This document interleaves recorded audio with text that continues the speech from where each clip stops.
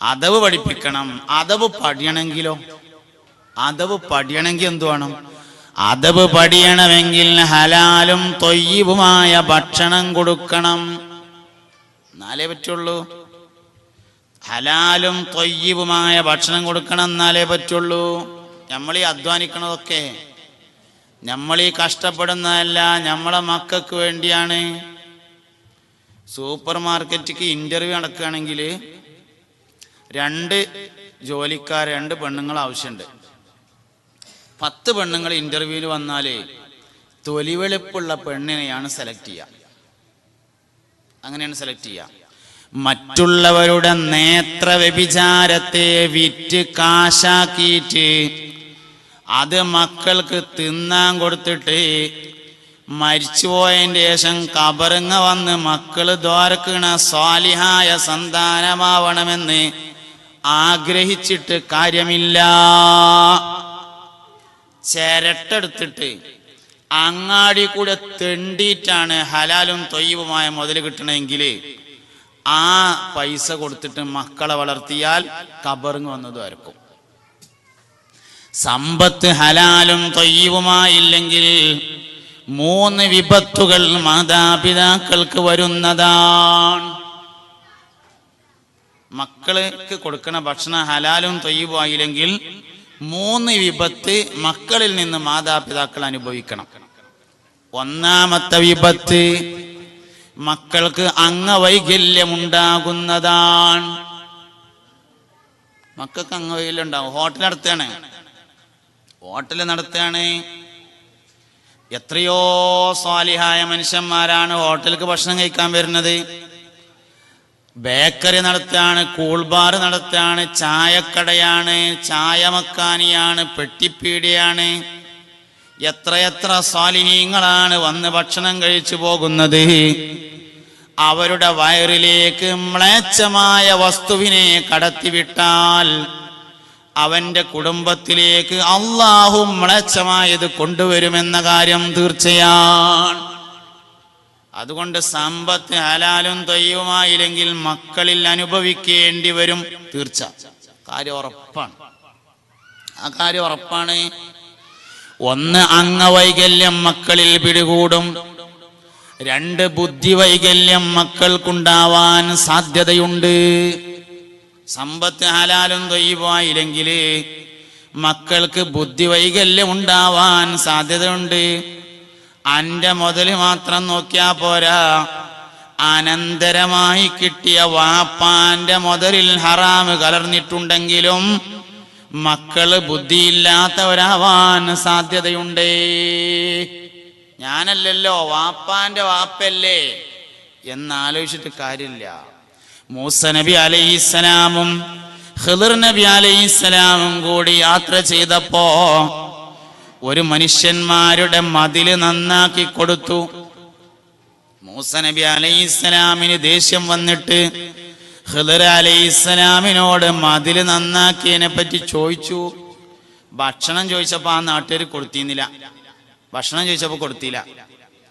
അതുകൊണ്ട് മൂസാ നബിക്ക് ഓല മതില് നേരാക്കി കൊടുത്തപ്പോ ദേഷ്യം വന്നു. മൂസാ നബി പറഞ്ഞു, ഇങ്ങനെയാണെങ്കിൽ നമ്മക്കത് കരാറെടുത്ത് കണ്ട് ചെയ്തു തന്നില്ല, എന്നാ ഒജീനം കഴിക്കാനുള്ള ഭക്ഷണം കിട്ടിയ പൈസ കിട്ടിയെന്നില്ലേന്ന് ചോദിച്ചു. കരാറിന് കണ്ട് നമുക്ക് ചെയ്യാൻ മതിയായിരുന്നല്ലോ. ബഹുമാനപ്പെട്ട ഖിളിർ നബി അലൈഹിസ്സലാം പറഞ്ഞു, ഞാൻ അതുകൊണ്ട് ചെയ്തതല്ല. വകാന അബൂഹുമാ സ്വാലിഹാ, ഓല വാപ്പ ഒരു നല്ല മനുഷ്യനായിരുന്നു, അതുകൊണ്ട് ചെയ്തതാണ് എന്ന് പറഞ്ഞോടുത്ത് അത് ആ കുട്ടികളുടെ നേരെ വാപ്പയല്ലെന്നും 3ാമത്തെ വല്ലിപ്പയാണെന്നും തഫ്സീറിൽ കാണാം. അതാ കുട്ടികളെ 3ാമത്തെ വല്ലിപ്പായിരുന്നു.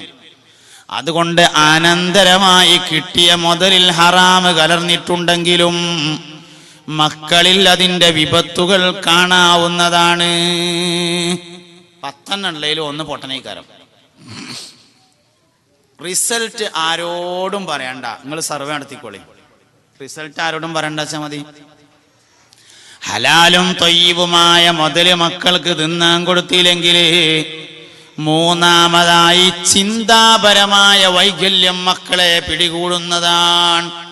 1 അംഗവൈകല്യം, 2 ബുദ്ധിവൈകല്യം, 3 ചിന്താപരമായ വൈകല്യം പിടികൂടും.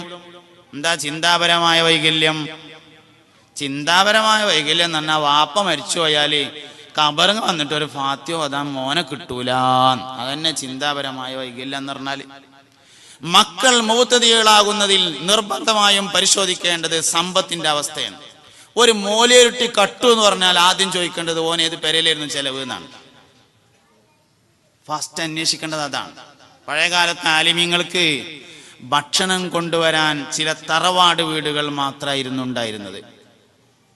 കമ്മിറ്റിക്കാരൊക്കെ വലിയ പുരോഗതിക്കാരായപ്പോ എല്ലാ പെരേന്നും ചെലവ് വേണം എന്ന് നിയമം പാസാക്കി. എല്ലാ പെരേന്നും കിട്ടുന്ന ഭക്ഷണം അങ്ങനെ തിന്നാനൊന്നും പറ്റൂല. അതുകൊണ്ട് ഭക്ഷണം വളരെ പ്രധാനമാണ്. ഹലാലും ത്വയ്യിബും ആയിരിക്കണം, അനുവദിക്കപ്പെട്ടതും നല്ലതുമായിരിക്കണം കഴിക്കുന്ന ഭക്ഷണം. ഹറാമിന്റെ കലർപ്പുണ്ടാകാൻ പാടില്ല. ഹറാമ് ഭക്ഷിച്ചാൽ മക്കൾ നേരാവില്ല, ഉറപ്പാ. ഇതൊക്കെ നമ്മൾ കുട്ടികളെ ശരിക്കും ഇങ്ങനെ പഠിപ്പിക്കണം. നമ്മള് മൊബൈൽ ഉപയോഗിക്കുന്നത് നോക്കിയിട്ട് തന്നെയാണ് കുട്ടികൾ ഉപയോഗിക്കുന്നത്. നമ്മൾ വാട്സപ്പ് ഉപയോഗിക്കുന്നത് നോക്കിയിട്ടാണ് കുട്ടികൾ ഭയങ്കര ബുദ്ധിയുള്ളവരാണ്. നമ്മളെ മാതിരി പഴയമായിരുന്നല്ല. ഇപ്പോൾ കുറച്ച് പറഞ്ഞാൽ തന്നെ നല്ലോണം മനസ്സിലാവും. ഒരിക്കൽ കണ്ടാൽ മതി, ഓൽക്ക് വേഗം മനസ്സിലാവും. നമ്മളൊക്കെ തന്നെ മൊബൈൽ കേടുന്നപ്പോൾ കുട്ടികളെടുത്ത് നേരാക്കാൻ കൊടുക്കല്. ഓലത് വേഗം നേരാക്കി തരും. കാരണം എന്താ?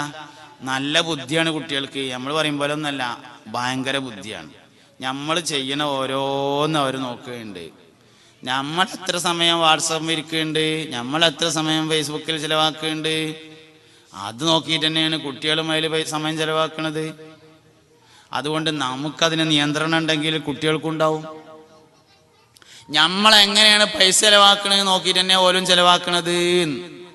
സ്വതക്ക കൊടുക്കുന്നവന്റെ മക്കളാണ് സ്വതക്ക കൊടുക്കുന്നവർ ആകാറുള്ളത്. ഓലെന്നെ മുതലാളിമാരും ആകലിട്ടോ. സ്വതക്ക കൊടുക്കാത്തൊരു മനുഷ്യൻ മുതലാളിയാകൂല. ലോകത്തെ ഏറ്റവും ലാഭമുള്ള ബിസിനസ് സ്വതക്ക കൊടുക്കലാണ്. 1ന് 10 കിട്ടുന്ന വേറെ ഒരു ബിസിനസ്സും ഇല്ല. 1 ലക്ഷത്തിന് 10 ലക്ഷം ലാഭം കിട്ടുന്ന വേറെ ഒരു ബിസിനസ്സും അള്ളാന്റെ ദുനിയാവിൽ ഇല്ല. 100% ഉറപ്പാണ്. മാക്സിമം പലിശ 17% കിട്ടുള്ളൂ. 100% കിട്ടിയാൽ 1 ലക്ഷത്തിന് എത്രയേ ഉള്ളൂ? 2 ലക്ഷമേ ഉള്ളൂ. എന്നാലും 10 ലക്ഷം ആവില്ല. അതുകൊണ്ട് ലോകത്തെ ഏറ്റവും ലാഭമുള്ള ബിസിനസ് സ്വതക്ക കൊടുക്കലാണ്. വാപ്പാര് സ്വതക്ക കൊടുത്താലേ മക്കൾ സ്വതക്ക കൊടുക്കുക എന്ന ശീലം വരുള്ളൂ. ഓനെന്നെ ഉണ്ടാവും ചെയ്യുള്ളൂ. പിന്നെ ഉള്ളത് കൊണ്ട് തൃപ്തിപ്പെട്ട് മിതവ്യയം ചെയ്ത് ജീവിക്കണം എന്ന് പറഞ്ഞോടത്ത് 2 കാര്യം ഒഴിവാണ്. ചില ധാരണ പശകൾ നമുക്കുണ്ട്. 2 കാര്യം ഒഴിവുണ്ട്. 1, മറ്റുള്ളവർക്ക് ഭക്ഷണം ഉണ്ടാക്കി കൊടുക്കുക. നമ്മളെ കൊണ്ട് മാക്സിമം എത്ര നല്ല ഭക്ഷണം ഉണ്ടാക്കി കൊടുക്കാൻ പറ്റുമോ അതന്നെ കൊടുക്കേണ്ടത്. അവിടെ അരക്കത്രം കാണിച്ചിങ്ങാണ്ട് അമിതമായി ചെലവാക്കാൻ പറ്റൂല എന്ന് പറയാൻ പറ്റൂല. നമ്മളെ കൊണ്ട് എത്ര നന്നായിട്ട് ഒരാളെ സൽക്കരിക്കാൻ പറ്റുമോ അത്രയും നന്നായിട്ട് സൽക്കരിക്കണം. തിന്നണോ ശ്രദ്ധിക്കണം, കൊടുക്കണതിനൊരു ശ്രദ്ധ ആവശ്യമില്ല. അങ്ങനെ. രണ്ടാമത്, സ്വതക്ക കൊടുക്കണോടത്ത് മിതവ്യയം ആവശ്യമില്ല. സ്വതക്ക കൊടുക്കണോടത്ത് അമിതവ്യയം എന്ന് പറയുന്ന ഒരു സംഗതി ഇല്ല. എത്ര കൊടുത്താലും ഓർവൂല.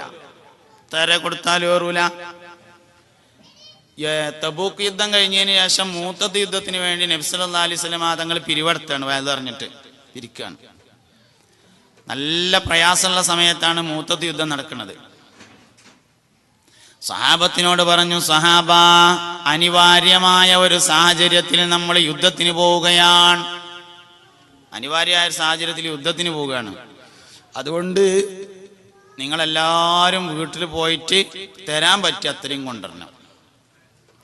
പ്രമുഖരായ സഹാബികളെല്ലാം വീട്ടിലേക്ക് പോയി. എല്ലാവരും മടങ്ങി വന്നു. ആദ്യം വന്ന സഹാബിയോട് നബി തങ്ങൾ ചോദിച്ചു, നിങ്ങൾ എന്താ കൊണ്ടുവന്നിരിക്കുന്നത്? ഞാൻ അത്രയും കൊടുത്തിട്ടുണ്ട്. 4000 ദിർഹം കൊണ്ടുവന്നിട്ടുണ്ട്. നബി തങ്ങൾ ചോദിച്ചു, ഇനി വീട്ടിൽ എന്താണുള്ളത്? അള്ളാന്റെ റസൂലേ, വീട്ടിൽ ഇത്രയും കൂടി ഉണ്ട് നബിയേ. ഭാര്യക്കും മക്കൾക്കും അത്രയും കൂടി ഉണ്ട് പറഞ്ഞു. പടച്ചോനെ, ഇവന് കൊടുന്നതിലും വീട്ടിൽ വെച്ചതിനും ബർക്കത്ത് കൊടുക്കണേ എന്ന് തോരുന്നു. പിന്നെ വന്നു സിദ്ദീഖുൽ അക്ബർ റളിയല്ലാഹു. ചില്ലറ പൈസ ഉണ്ട് കയ്യില്, അത് കൊടുത്തു. നബി തങ്ങൾ അത് നോക്കിയിട്ട് ചോദിച്ചു, അല്ലയോ അബൂബക്കറിന് സിദ്ദീഖ്, വീട്ടിൽ ഭാര്യക്കും മക്കൾക്കും ഇനി എന്താണുള്ളത് സിദ്ദീഖ്? സയ്യിദുനാ സിദ്ദീഖുൽ അക്ബർ റളിയല്ലാഹു അൻഹു പറഞ്ഞു, നബിയേ, വീട്ടിൽ ഭാര്യക്കും മക്കൾക്കും ഇതിനേക്കാൾ ഖൈറായതുണ്ട് നബിയേ, ഇതിനേക്കാൾ ഖൈറായതുണ്ട് എന്ന് പറഞ്ഞു. അപ്പൊ ചോദിച്ചു, അല്ല സിദ്ദീഖേ, ഇതിനേക്കാൾ ഖൈറായത് എന്താന്ന് ചോദിച്ചു. അപ്പൊ പറഞ്ഞു, അള്ളാന്റെ റസൂലേ, അബൂബക്കർ സിദ്ദീഖിന്റെ വീട്ടില് അള്ളാഹുവും അവന്റെ റസൂലുമല്ലാതെ മറ്റൊന്നുമില്ല നബിയേ. ഇത് കേട്ടു നിന്നിരുന്ന സഹാബത്ത് പറഞ്ഞു, ദുനിയാവിൽ ആരെ തോൽപ്പിക്കാൻ കഴിഞ്ഞാലും സിദ്ദീഖിനെ തോൽപ്പിക്കാൻ കഴിയില്ല. എത്ര കൊടുന്നാലും കൊടുന്നത് പെരയിലുള്ളതിന്റെ പകുതിയാണ്. എന്നാൽ സിദ്ദീഖ് കൊണ്ടുവന്നത് വീട്ടിലുള്ളത് മുഴുവനുമാണ്. അതാണ് സംഗതി. അതാ സംഗതി. ഇവിടെ പിരിവൊന്നും ഇല്ലാത്തതുകൊണ്ട് ധൈര്യമായിട്ട് പറയാൻ പറ്റിയ വിഷയമാണ് സ്വതക്കനെ കുറിച്ചിട്ട്. പിരിവ് മുമ്പിലുണ്ടെങ്കിൽ നമുക്ക് തോന്നുന്നത് അടുത്തത് ഇനി മൂപ്പര് സ്ഥാപനത്തിന്റെ കാര്യം പറയുമെന്ന്. ഇല്ല, ഇവിടെ അങ്ങനെ പറയാനില്ല.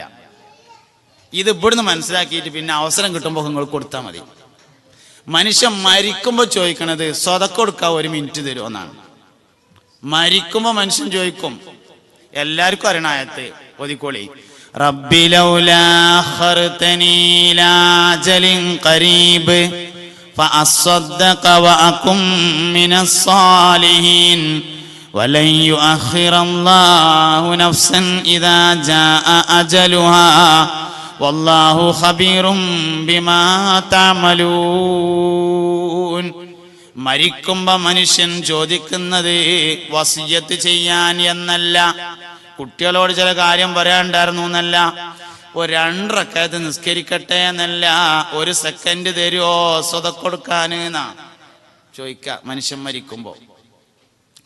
അതിൽ വേറൊരു കാര്യം കൂടി ഉണ്ട്. 1 സെക്കൻഡ് കൊണ്ട് സ്വാലിഹാകാവുന്ന ഒരമലാണ് സ്വതക്ക കൊടുക്കല്.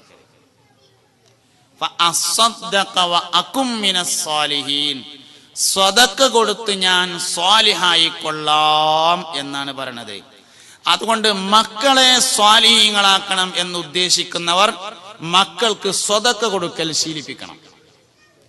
1 സെക്കൻഡ് കൊണ്ട് സ്വാലിഹാകാവുന്ന വേറൊരു അമലുമില്ല സ്വതക്ക കൊടുക്കലല്ലാതെ.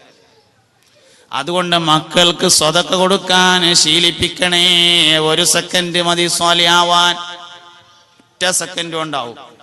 അപ്പൊ ഞാൻ പറഞ്ഞത്, ഉള്ളത് കൊണ്ട് തൃപ്തിപ്പെട്ട് മിതവ്യയം ചെയ്ത് ജീവിക്കുക എന്ന് പറഞ്ഞാല് സ്വതക്ക കൊടുക്കുന്നിടത്തും സദ്യ കൊടുക്കുന്നിടത്തും അത് ബാധകല്ല. അത് മാക്സിമം കൊടുക്കണം. ബാക്കിയുള്ള എല്ലാ കാര്യത്തിലും അമിതമായി ചെലവാക്കാതെ ആവശ്യത്തിന് മാത്രം ചെലവഴിക്കണം. പ്രത്യേകിച്ച് സ്ത്രീകള്. ഞമ്മക്ക് ആവശ്യമുള്ള സംഗതി ഓക്കെ, ഞമ്മക്ക് ആവശ്യമുള്ളത് ഓക്കെ. വേറൊരു തൊഴിൽ ഉണ്ടായതിൻ്റെ പേരിൽ ഞമ്മക്ക് ആവശ്യമില്ലെങ്കിലും വാങ്ങാന്നുള്ള സ്വഭാവം ഒഴിവാക്കണം. നമ്മളെ കൗമ മാത്രമാണ് ആ പരിപാടി ചെയ്യണത്. ബാക്കി ആരാണെങ്കിലും ആവശ്യത്തിനേ വാങ്ങുള്ളൂ. അമുസ്ലിമായൊരു, നമ്മൾ നാട്ടിൽ ഒരുപാട് മുസ്ലിങ്ങളില്ലേ, 500 റുപ്യയിലേറെ വിലയുള്ള ചുരിദാർ അവർ ധരിക്കലില്ല. അത്യാവശ്യം കാണാൻ ചേരും ചുരുക്കം അതുണ്ടാവുമല്ലോ. അതേ സാധനം നമ്മൾ 3000 റുപ്യ കൊടുത്തിട്ടാണ് വാങ്ങുക. സാധനം തന്നെ. കാരണം നമ്മളെ കണ്ടാ അറിയാം എന്ത്, ഞമ്മക്ക് 500ൻ്റെ വേണ്ട 3000ൻ്റെ മതിന്ന്. ഒരേ സാധനത്തിന് 2 റേറ്റ് ഇട്ടിട്ടുണ്ടാവും. എത്ര മുന്തിയ സാധനമാണെങ്കിലും 500ൻ്റെ നമുക്ക് വേണ്ട, 3000ൻ്റെതേ നമുക്ക് വേണ്ടുള്ളൂ. നമ്മുടെ ശരീരത്തിന് ഇണങ്ങുന്നത് ഏതാണെന്നും നമ്മുടെ ബഡ്ജറ്റിൽ ഒതുങ്ങുന്നത് ഏതാണെന്നും ഒന്നും നമ്മൾ ആലോചിക്കലില്ല. കടം വാങ്ങിയിട്ടാണെങ്കിലും വേണ്ടില്ല, അടിച്ചു പൊളിച്ച് ജീവിക്കുക എന്നുള്ളിടത്താണ് നമ്മളുള്ളത്. ആവശ്യത്തിന് ചെയ്യുന്നതിനെ കുറിച്ചല്ല ഞാൻ പറഞ്ഞത്. ഒരു മനുഷ്യൻ കുട്ടികൾക്ക് തിന്നാൻ കൊടുത്തിട്ട് കടം വന്നാലും, മരുന്ന് വാങ്ങിയിട്ട് കടം വന്നാലും, പെരണ്ടാക്കിയിട്ട് കടം വന്നാലും ഒരു സമാധാനം ഉണ്ടാവും. അത്യാവശ്യം ജീവിക്കാനുള്ള ഒരു പെരണ്ടാക്കിയപ്പോൾ കടം വന്നതാണ്, ഓനൊരു സമാധാനം ഉണ്ടാവും. ഒന്നുമില്ലെങ്കിൽ എൻ്റെ പെരയും കൂടി ഉണ്ടല്ലോ. മരുന്ന് വാങ്ങിയിട്ട് കടം വന്നതാണെങ്കിൽ വാപ്പാനെ നല്ലോണം നോക്കിയല്ല ഞാൻ, പിന്നെ കുറച്ച് കടം വന്നാൽ എന്താന്നൊരു തോന്നലോ ഓനുണ്ടാവും. കുട്ടികൾക്ക് തിന്നാൻ കൊടുത്തിട്ടാണെങ്കിൽ ഒന്നുമില്ലെങ്കിൽ എൻ്റെ കുട്ടികൾ അല്ലലും അലറ്റതും ഇല്ലാതെ കഴിഞ്ഞു കൂടുന്നുണ്ടല്ലോ എന്നൊരു തോന്നലുണ്ടാവും. ഈ മൂന്നും അല്ലാത്ത എന്തിന് നമ്മൾ കടം വാങ്ങിയാലും പേരെടുക്കാനും പ്രൗഢി എടുക്കാനും മറ്റുള്ളവരെ കാണിക്കാനും ഒക്കെ കടം വാങ്ങിയിട്ട് നമ്മളിങ്ങനെ നരകയാതന അനുഭവിച്ചുകൊണ്ട് ജീവിക്കേണ്ട ആവശ്യം എന്താ? അള്ളാഹു തആല നമുക്ക് ജീവിക്കാൻ മാത്രമുള്ള വരുമാനമൊക്കെ നമുക്ക് തരുന്നുണ്ട്. വരുമാനം കൂട്ടിത്തരുമ്പോൾ അള്ളാഹു ആവശ്യവും തരുന്നുണ്ട്. നമുക്കത് മനസ്സിലാക്കായിട്ടാണ്. വരുമാനം കൂട്ടി തരുന്നതിനനുസരിച്ച് അള്ളാഹു തആല ആവശ്യം തരുന്നുണ്ട്. വരുമാനം കുറയുന്നതിനനുസരിച്ച് ആവശ്യം അള്ളാഹു കുറച്ച് തരുന്നുണ്ട്. അതുകൊണ്ട് എപ്പോഴും ആഗ്രഹിക്കേണ്ടത് മിസ്കീനായി ജീവിക്കാനും മിസ്കീനായി മരിക്കാനും നാളെ മിസ്കീന്മാരുടെ ഒപ്പം സ്വർഗത്തിൽ ഒരുമിച്ച് കൂടാനുമാണ്. അള്ളാഹു തൗഫീഖ് ചെയ്യട്ടെ. അതാണ് നല്ലത്. നമുക്ക് ആവശ്യത്തിനുള്ളതുണ്ട്, ഏറെ വേണ്ട, കുറച്ചേറെ വേണം സക്കാത്ത് കൊടുക്കാനും സദഖ കൊടുക്കാനും. മുതലുണ്ടാവാനുള്ള ദുആ എങ്ങനെ? മുതലുണ്ടാവാനുള്ള ദുആ, അല്ലാഹുവേ എനിക്ക് ധാരാളമായി സദഖയും സക്കാത്തും കൊടുക്കാൻ അവസരം തരണേ എന്നാണ്. അള്ളാഹു നമുക്ക് എല്ലാവർക്കും ധാരാളം സദഖയും സക്കാത്തും കൊടുക്കാൻ അവസരം തരട്ടെ. അതാണ് ശരിക്കും ദുആ. ഓൻ്റെ മുതലുകൊണ്ട് ഓൻ അടങ്ങാറാവൂല, ഓൻ്റെ മുതലുകൊണ്ട് ഓൻ അടങ്ങാറാവൂല, അതുറപ്പ്. അതുകൊണ്ട് നമ്മുടെ ജീവിതത്തിൻ്റെ ഓരോ കാര്യവും നമ്മൾ ശ്രദ്ധിച്ച് നീങ്ങണം. 10,000 രൂപ കള്ളനും സൂക്ഷിക്കും, 10 പൈസ സൂക്ഷിക്കാൻ വലിയ മുത്തഖിയാവണം. എല്ലാ ആഴ്ചയിലും 2 തവണ കേൾക്കുന്ന വസിയ്യത്താണ്, യാ അയ്യുഹന്നാസ് ഇത്തഖുല്ലാഹ ഹഖ്ക തുഖാതി. മനുഷ്യരെ, മുഅ്മിനീങ്ങളെ, ജനങ്ങളെ, നിങ്ങൾ അള്ളാഹനെ പേടിക്കണം കേട്ടോന്ന് എല്ലാ വെള്ളിയാഴ്ചയും 2 വട്ടം കേൾക്കും നമ്മൾ. അതുകൊണ്ട് അള്ളാഹുവിനെ ഭയപ്പെട്ടുകൊണ്ട് ജീവിക്കാൻ നമുക്ക് സാധ്യമാവണം.